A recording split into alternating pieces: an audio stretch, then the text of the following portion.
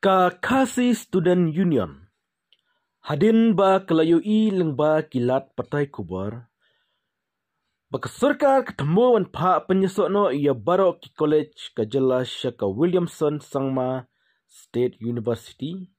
Kapan pau ya ke jing sengau kendet namar ke surkar ka klaim ya thu hato kaladep ya selok na bat kinong penyat bat ki samla pule college ka jela halor kene kerai.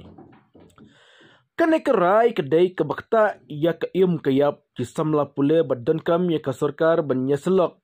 Shua bat barok ki ripat ba kam tam kinong penyat college.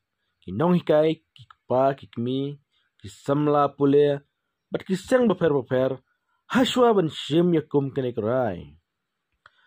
Kusur shalong kedai kenong ba jong kejela bat ke KSU kesengau ba kibor ba dekmi bat penyat ya ke pule putih kidai bandon hasilong ban pensuk ya barolang.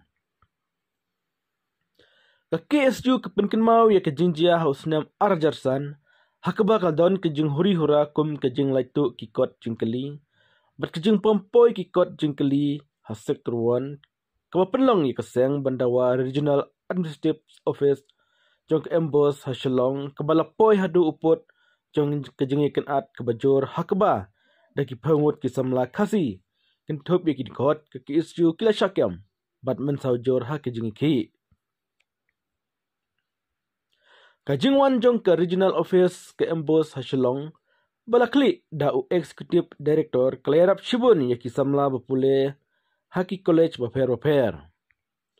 Kentang ya wai ke KSU ke persengau wakum ba nyau persen ki college ki don hakatain mingi jong ke jela kata ke beri nyetrap kan om yahap banyak sok bat ke university ke badan syakawi pat katain ke bajengai na kenong ba bat ke sarkar kan penpai pensyai pejba haba ke sim ya kene gerai kene kelong ketkum kruwa belapa da general secretary ke KSU usamla Donald B. Taba.